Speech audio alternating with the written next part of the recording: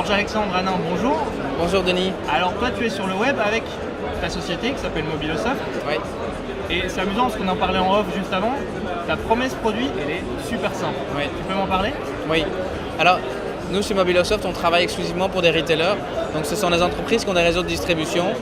Et pour eux, on s'est rendu compte en fait que leurs clients, ils vont utiliser plein de médias différents pour pouvoir se connecter et trouver l'information sur les points de vente. Ils vont utiliser les réseaux sociaux, les moteurs de recherche, les sites des clients, mais des applications, des sites mobiles qui appartiennent aux clients ou aussi à d'autres médias.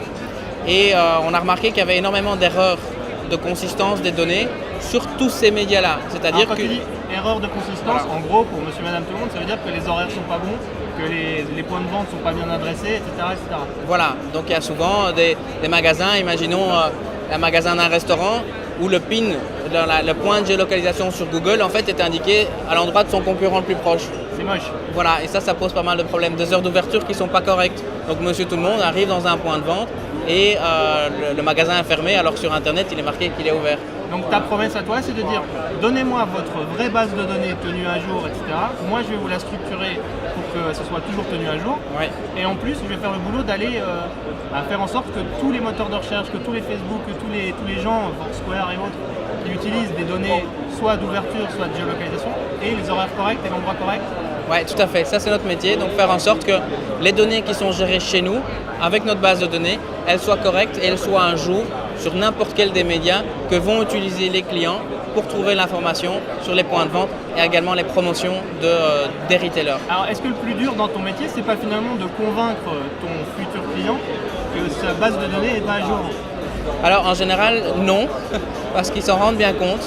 Donc, les derniers clients qu'on a signés nous ont dit, ben voilà, nous on a un problème sur notre base de données, on aimerait bien vous rencontrer et c'est comme ça que le business s'est réalisé. Donc aujourd'hui, quelqu'un qui gère correctement bien sa base de données, on va avoir tout de même un taux d'erreur de 20% aujourd'hui.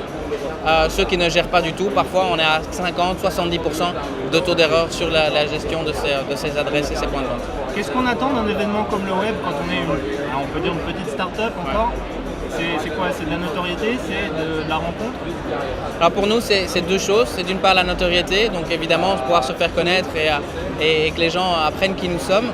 Et puis dans un deuxième temps, faire beaucoup de rencontres à la fois de partenaires potentiels, donc de gens qui pourraient nous aider à développer notre business ou notre technologie, et également des partenaires financiers qui pourraient nous aider à entrer sur d'autres marchés ou à faire des investissements plus conséquents pour encore mieux se faire connaître. Georges-Alexandre, merci. Avec plaisir Denis, merci à toi.